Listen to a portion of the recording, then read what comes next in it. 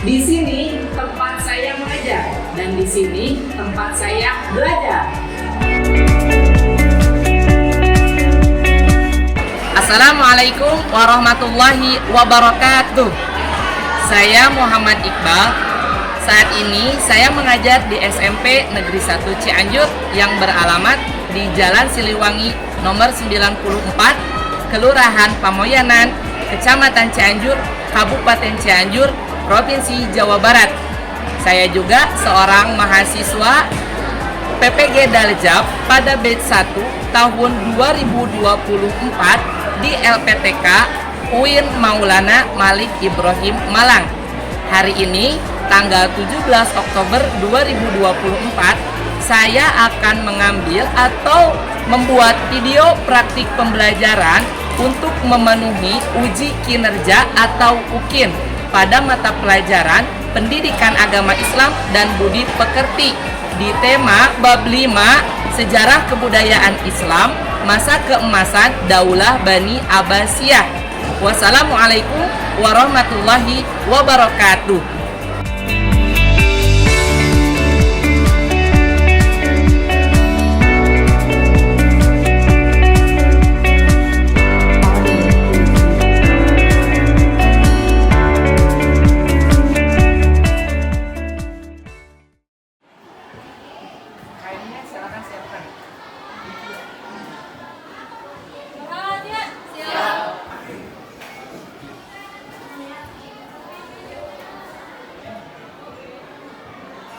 Untuk yang barisan perempuan bisa masuk lebih dahulu.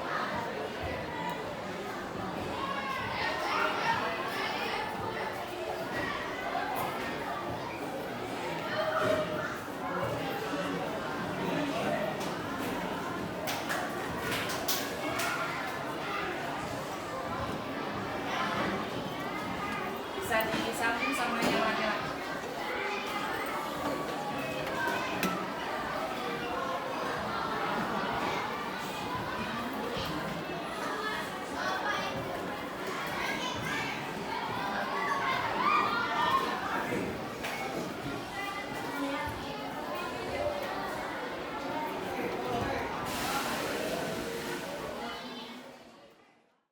Assalamualaikum warahmatullahi wabarakatuh. Waalaikumsalam warahmatullahi wabarakatuh. Apa kabar anak-anak semuanya? Alhamdulillah, luar biasa. Allahu Akbar. Semuanya sehat ya? Oke. Anak-anak, sebelum melaksanakan aktivitas pembelajaran, alangkah lebih baiknya kita berdoa terlebih dahulu. Bapak persilahkan kepada yang mau pimpin doa, acungkan tangan. Silakan. Perhatian. Siap. Sebelum belajar, mari kita berdoa. Dimulai. Bismillahirrahmanirrahim. Rabbi zidni ilman warzuqni rahman birahmatika ya arhamar rahimin. Amin. Doa selesai. Beri salam.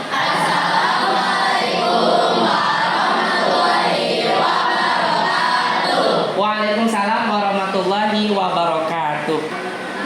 Anak-anak, Bapak akan mengabsen dulu ya. Untuk pertama, Alfiani Karomah Putri hadirah. Albi Jaya Wahyudi hadir. Amin Nofriani Nur Amin hadirah. Ananda Raka Iskandar hadir. Angelina Kemala Dewi hadirah. Arya Permadi hadir. Ajara Sayyina Priyan Seija Priyadi hadir. Azmi Hail Saki Daren Marsiano Hendrawan hadir. Denelva Putri Lestari hadir.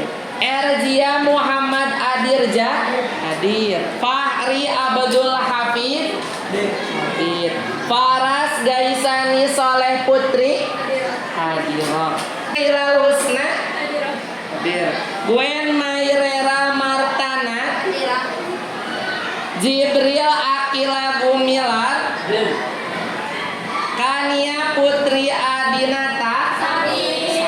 Sakitnya dari kapan? Oke, hari ini.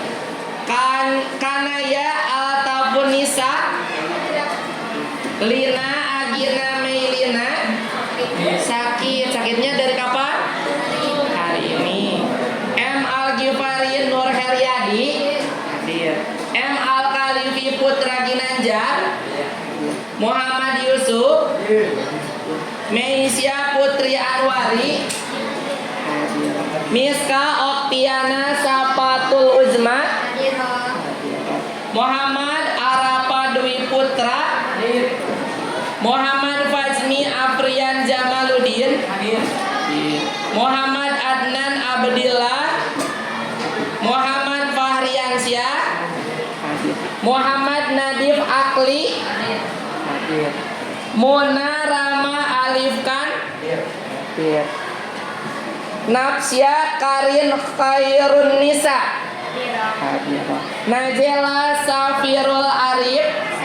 Sakitnya dari kapan? Oh, baru hari ini. Noviana Suhara. Putri siapa Oktaviani. Rafael Runi Rianto. Raisya Ramadhani Subahagia. Rasya Jahir Andiana. Rika Rodo Ajril. Salva Latifah. Sabila Almaura. Siti Nur Mawanti. Syarif Gopar Jailani. Ada yang belum ke absen? Oke, sudah semuanya ya. Namun mudah-mudahan teman-teman kita yang sedang sakit besok sudah sembuh dan bisa melanjutkan pembelajaran. Baik anak-anak, sebelum ke materi yang akan kita bahas pada hari ini, Bapak ingin mereview, mengajak kalian mengingat kembali materi minggu lalu. Kita sudah belajar tentang apa? Melestarikan alam dan menjaga lingkungan. Apa saja yang sudah kita lakukan? Sudah membuat apakah? Membuat video tentang apa?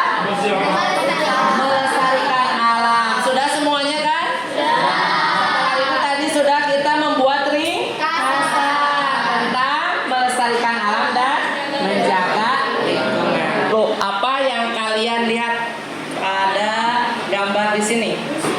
Busur dan anak panah. Menurut kalian busur itu yang mana? Yang bulat. Kalau anak panah? Yang bisa kita ilustrasikan dengan kehidupan kita hal ini kira-kiranya apa? Ada yang bisa? Tidak? Oke. Kalau melihat gambar ini sebetulnya kita sudah tidak asing. Ya betul.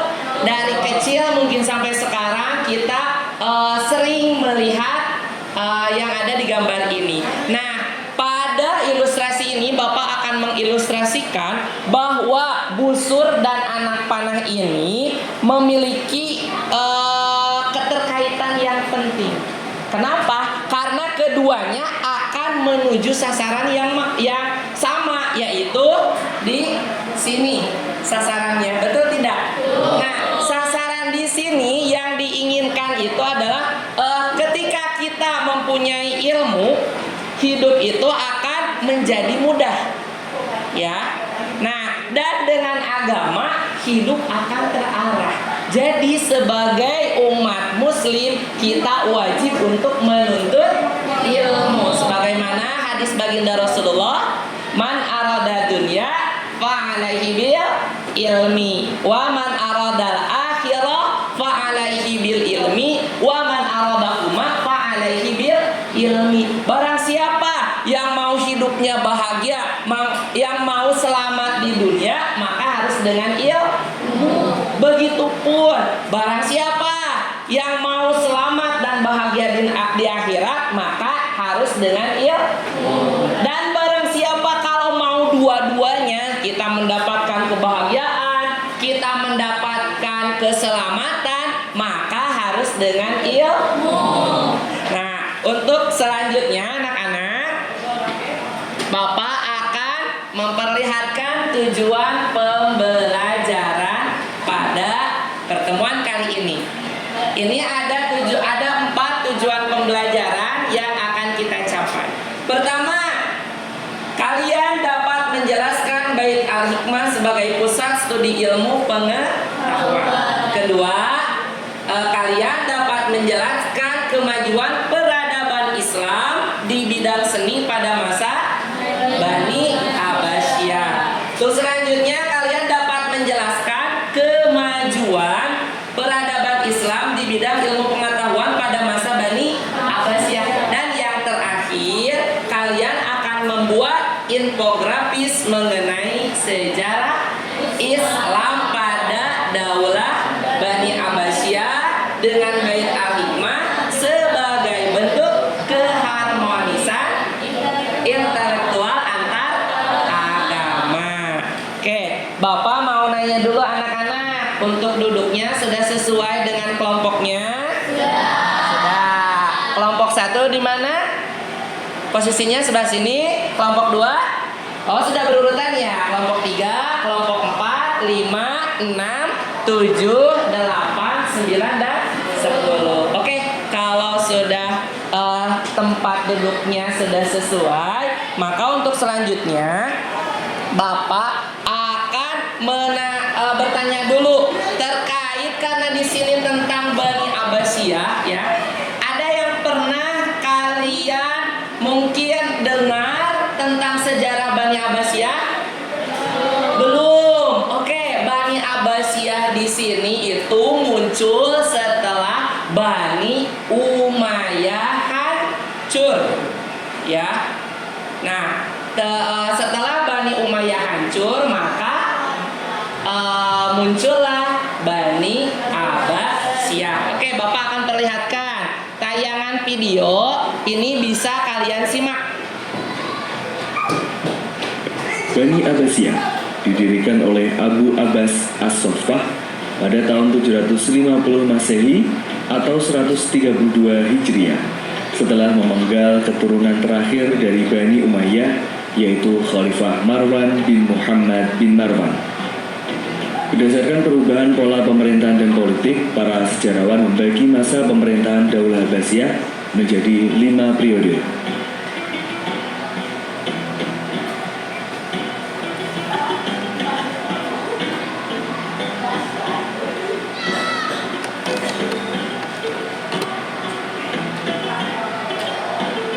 Dan berikut adalah khalifah-khalifah yang memimpin Bani Abbasiyah di setiap periode.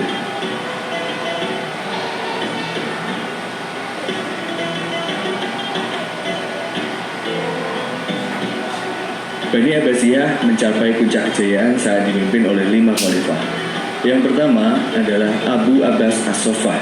Abu Abbas As-Soffah merubah Selat Hormuz menjadi Bandar Abbas, dan Bandar Abbas merupakan kota yang terletak di sebelah selatan Iran yang kini penduduknya berjumlah 352.000 jiwa dan merupakan pelabuhan paling sibuk hingga hari ini. Yang kedua, Abu Ja'far Al-Mansur. Dirinya memiliki pemikiran bahwa innama anni sultanallah fil ard, yang berarti bahwa sesungguhnya saya adalah kekuasaan Tuhan di bumi. Sehingga dirinya bebas membuat seperti apa wilayah kekuasaan. Abu Ja'far Al-Mansur menggeser pusat pemerintahan dari Damaskus, Suriah ke Baghdad, Irak, dan membangun istana dengan nama Madinatus Salam. Al-Mansur memilih lokasi di tepi barat Sungai Tigris, tidak jauh dari Kanal Barat, saringan saluran air yang menghubungkan Tigris ke Sungai Yufrat, sungai sepanjang 2.870 km yang memanjang dari Anatolia Turki ke Teluk Persia, melewati 3 negara yaitu Turki, Suriah, dan Irak. Karena kanal itu cukup dalam untuk mengakomodasi lalu lintas komersial, Al-Mansur meramalkan bahwa ibu kota barunya akan diposisikan dengan sempurna untuk mengeksploitasi Tigris dan Eufrat. Pembangunan dimulai pada 30 bulan Juli 762 Masehi dan selesai 4 tahun kemudian pada 766 Masehi. Khalifah yang ketiga yaitu Harun ar-Rasyid. Di era Harun ar-Rasyid, Bani Abbasiyah mencapai puncak kejayaannya. Karyanya yang paling dikenang adalah mendirikan Baitul Hikmah yang berfungsi sebagai perguruan tinggi, tempat penelitian, lembaga penterjemah, dan perpustakaan yang memiliki 10.000 koleksi. Di masa ini juga dikenal dengan kisah 1001 Malam dan kisah Abu Nawas, serta menunjuk Abu Yusuf menulis kitab Al-Kharaj, yaitu kitab yang membahas mekanisme pajak tanah dengan sistem seadil-adilnya. Yang keempat adalah Khalifah Al-Ma'mun. Pada masa Al-Ma'mun banyak bermunculan ilmuwan terkenal untuk saling berbagi informasi, pandangan, dan budaya di Baitul Hikmah. Dengan latar belakang Persia maupun Kristen yang ikut ambil bagian pada penelitian dan pendidikan di lembaga ini. Selain menerjemahkan buku-buku asing ke dalam bahasa Arab, para ilmuwan juga banyak membuat kontribusi asli yang besar di berbagai bidang meliputi matematika, astronomi, kedokteran, kimia, zoologi, geografi, dan kartografi. Berikut beberapa ulama yang terkenal pada masa itu. Khalifah yang kelima yaitu Al-Mu'tasim. Al-Mu'tasim membangun dan memindahkan ibu kota Bani Abbasiyah di Baghdad ke sebuah kota indah yang dikenal dengan nama Sarra Man Ro'a, yang artinya menggembirakan orang yang melihatnya, atau dikenal dengan nama Samara.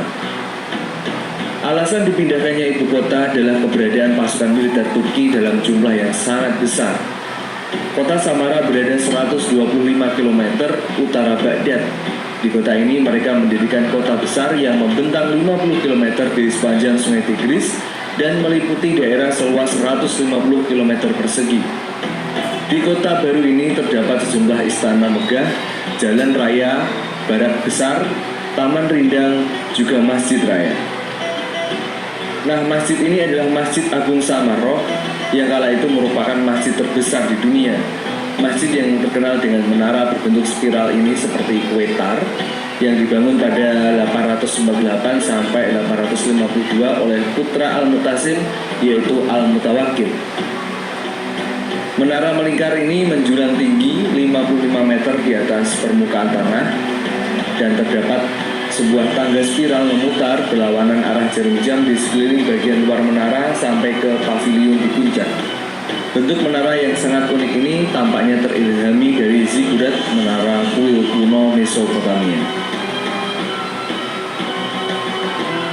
Kejayaan Bani Abbasiyah yang memiliki wilayah terbentang dari Transosania sampai sepanjang Afrika Utara tidak terlepas dari berbagai macam upaya khalifah untuk menguatkan negaranya. Yang pertama dalam bidang pertanian, yang kedua dalam bidang perkebunan, yang ketiga pertambangan, yang keempat industri gelas kaca dan tekstil,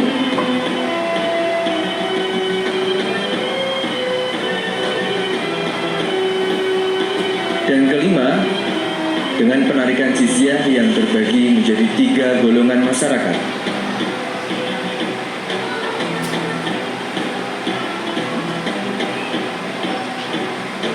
Dari sisi moneter, penggunaan dinar meniru orang-orang Bizantium dan dirham meniru orang-orang Sasania. Penggunaan dinar dan dirham ini memiliki 2 manfaat. Yang pertama yaitu pengenalan dinar pada daerah yang hanya mengenal uang dirham. Yang kedua sebagai sarana mengurangi penyimpanan emas batangan. Runtuhnya dinasti Abbasiyah yang sudah berdiri selama 800 tahun karena wilayahnya yang sudah terpecah-pecah menjadi dinasti-dinasti kecil sehingga dengan mudah dihancurkan oleh tentara Mongol. Lalu, apa hikmah yang bisa kita ambil dari cerita Bani Abbasiyah? Yang pertama, meningkatkan keimanan kepada Allah Subhanahu wa Ta'ala dengan melaksanakan perintahnya dan menjauhi segala larangannya. Yang kedua, menumbuhkan semangat menuntut ilmu baik ilmu agama maupun ilmu dunia seperti yang telah dicontohkan oleh para cendekiawan Islam dalam mengembangkan nilai-nilai kebudayaan yang sesuai dengan ajaran Islam. Yang ketiga, membina rasa persatuan dan kesatuan umat Islam dan kerukunan beragama di seluruh dunia yang tidak membeda-bedakan suku, bangsa, negara, warna kulit, dan lain sebagainya. Oke, nah itu adalah tayangan video. Untuk tayangan videonya juga Bapak akan coba kirimkan di grup WhatsApp supaya nanti kalian bisa menontonnya kembali ya. Oke, sebentar Bapak akan kirimkan untuk videonya. Kita ice breaking dulu, lakukan ice breaking ya. Ice breakingnya yang simpel aja, kita tepuk-tepukan. Ada yang tahu tepuk 1, 2, 3. Oke, kita coba yang seperti minggu kemarin. Tepuk 1, kalian tepuk ke kanan 1 kali. Kanan. Tepuk 2, berarti kalian tepuk 1-nya ke kanan, 1-nya ke kiri. Kalau 3, kanan, kiri, tengah. Bisa? Kita coba. Tepuk 1. Kanan kalian mana? Tepuk 1. Kanan. Ulangi lagi. Tepuk 1. Kalau Bapak kanannya di sini ya. Oke, ulangi lagi. Tepuk 1. Tepuk 2. Ulangi lagi. Tepuk 1. Tepuk 2. Tepuk 3. Kita ulangi lagi. Harus kompak, siap? Siap. Tepuk 1. Tepuk 2. Tepuk 3. Kita percepat ya. Tepuk 1. Tepuk 2. Tepuk 3. Ya, siapa yang salah? Ayo. Oke, tidak apa-apa anak-anak. Nah, untuk sekarang kalian bisa memposisikan untuk tempat duduknya sesuai dengan kelompoknya. Silakan kalian bisa berhadapan-hadapan. Setelah itu dikeluarkan buku paket buku catatannya. Kita akan mengerjakan dan membuat infografis sesuai dengan tujuan pembelajaran pada hari ini. Silakan kalian duduknya berhadap-hadapan.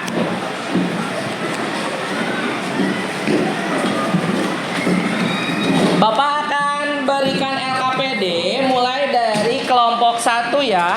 Setelah itu silakan untuk LKPD-nya bisa kalian diskusikan. Setelah itu bisa juga langsung kalian tentukan untuk pembuatannya. Ini kelompok 3 ya. Kelompok 4. Kelompok 5. Kelompok 6. Kelompok 7. Kelompok 8. Kelompok 9. Oke, tinggal satu lagi. Kelompok 10 bentar. Kelompok 10. Sudah? Bagian LKPD-nya semuanya? Silakan dibaca terlebih dahulu LKPD-nya.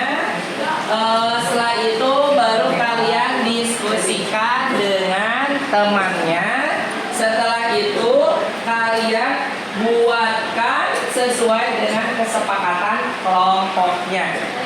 Bisa dilaksanakan? Bisa. Oke, silakan.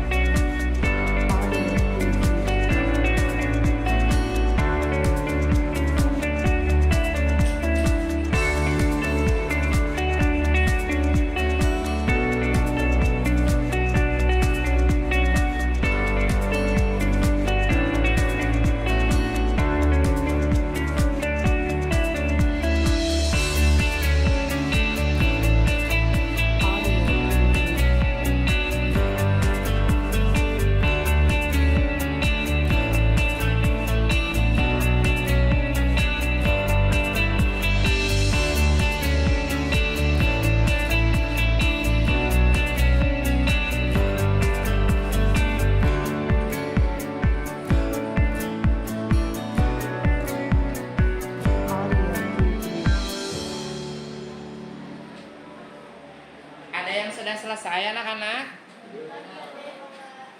Oke, kalau yang sudah silakan kalian kirimkan di grup WhatsApp. Setelah itu nanti Bapak akan mempersilahkan kepada yang kelompoknya yang siap untuk mempresentasikan. Presentasi, semuanya sudah siap? Oke. Bapak harap untuk tempat duduknya seperti awal, kalian yang membelakangi Bapak bisa memposisikan tempat duduknya menghadap lagi ke depan. Yuk, untuk kelompok 8, kelompok 9, kelompok 7, setelah itu kelompok 4, kelompok 3, silakan posisinya berbalik dulu. Ayo, untuk tempat duduknya berbalik dulu. Sudah? Oke, di sini alhamdulillah sudah ada yang selesai kelompok 6 dan kelompok 9.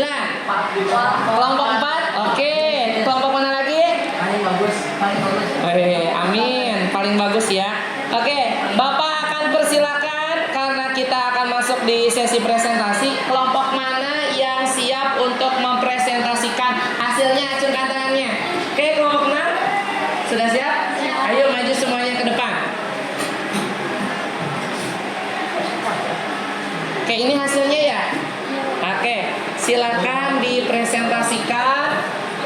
Silakan dikenalkan juga teman-teman kelompok. Assalamualaikum warahmatullahi wabarakatuh.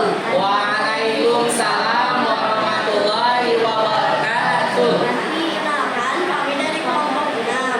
Di sini kelompok 6 berada tangan. Nama saya Nilai Dewi. Nama saya Azmi Alsami. Nama saya Safa Atika. Di sini kami akan mempresentasikan hasil diskusi kami terkait bait al-hikmah. Langsung saja masuk ke hasil diskusi kami.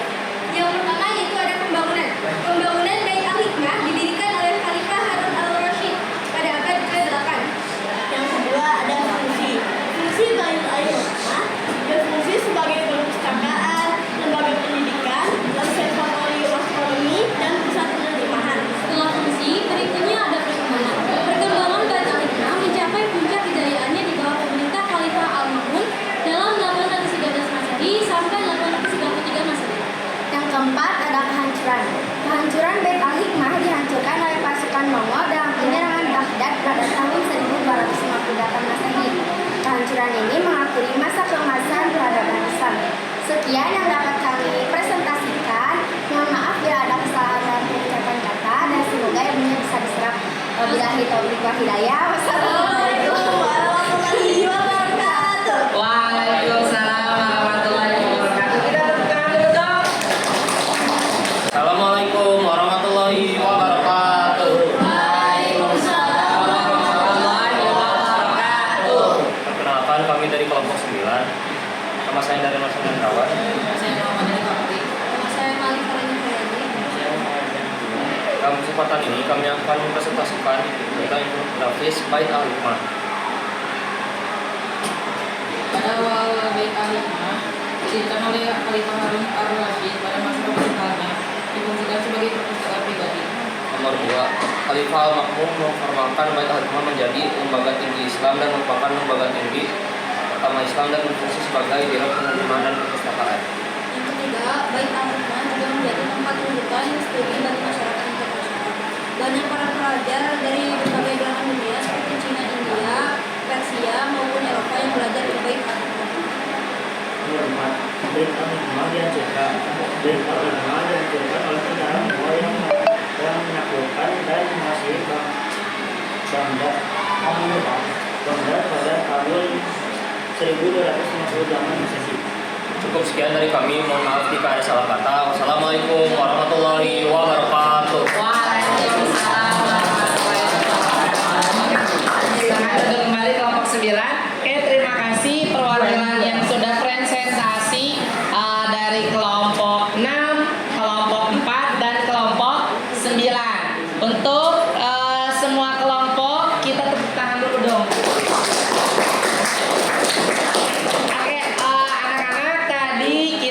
sudah belajar terkait sejarah Daulah Bani Abbasiyah, yang dimana tujuan pembelajarannya yang kita sudah capai itu membuat infografis tentang Bait Al-Hikmah. Semuanya bisa membuat infografiknya? Bisa. Bapak yakin bisa karena gampang ya. Setelah kita menggunakan Canva, kita bisa menggunakan template yang ada, dan juga kita bisa menyesuaikan dengan materi yang kita inginkan sesuai dengan template-nya. Oke anak-anak, sebelum ke langkah selanjutnya, Bapak ingin menguatkan terkait Bait Al-Hikmah di sini. Tadi di sini kita sudah mengetahui pendirian Bait Al-Hikmah. Didirikan oleh siapa? Khalifah Harun Ar-Rasyid pada masa pemerintah. Fungsinya untuk apa? Perpustakaan pribadi, dan juga Bait Al-Hikmah juga itu sebagai lembaga tertinggi Islam ya pada masanya, dan digunakan sebagai biro penerjemah dan perpustakaan, sehingga Bait Al-Hikmah ini digunakan oleh siapa? Pelajar. Untuk apa? Untuk belajar di perpustakaan ini ya, tentunya untuk mempelajari ilmu-ilmu yang ada rujukannya pada perpustakaan ini. Dari mana saja pelajarnya? Dari Cina, India, ya, dan Eropa. Setelah itu, masa kehancurannya Bait Al-Hikmah dihancurkan oleh siapa? Tentara Mongol. Dan tentara Mongol ini pun adalah yang menghancurkan Daulah Abbasiyah. Oke anak-anak, paham tidak untuk materi yang sudah kita pelajari hari ini? Yakin? Oke, kalau sudah, Bapak ingin mengajak kita refleksikan terlebih dahulu. Kita merefleksikan pembelajaran hari ini dengan menggunakan 4P seperti biasa ya. Untuk P pertama, gimana perasaannya? Alhamdulillah. Oke, pembelajaran yang sudah kita dapatkan, materi yang sudah kita dapatkan pada pertemuan ini tentang apa? Betul, tentang sejarah Daulah Abbasiyah, salah satunya yaitu Bait Al-Hikmah. Oke, dan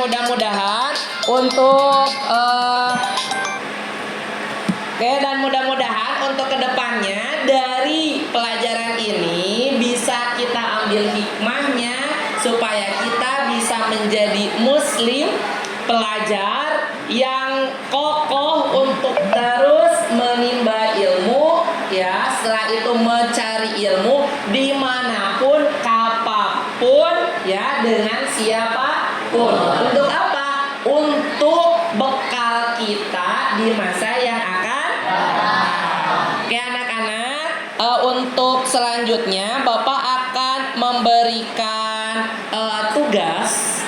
Nanti bisa kalian kerjakan di rumah, dan tapi tugasnya itu kalian membaca terlebih dahulu, karena sejarah ini kuncinya itu kita harus rajin membaca, karena kalau tidak membaca kita tidak akan tahu sejarah ya. Nanti kalian baca pada buku pendidikan agama Islam, buku pegangan kalian di halaman 131. Siap? Dan minggu depan kita masih akan mempelajari materi pada bab ini tentang sejarah Daulah Abbasiyah. Mengakhiri pembelajaran kali ini, kita ucapkan hamdalah bersama-sama. Alhamdulillah. Ya, mudah-mudahan minggu depan kita masih bisa ketemu kembali. Kalian semuanya sehat, Bapak sehat. umur dan mudah-mudahan minggu depan bisa melanjutkan pembelajaran kembali. Bapak akhiri untuk pertemuan kali ini. Billahi taufiq wal hidayah, waridha wal inayah. Assalamualaikum warahmatullahi wabarakatuh.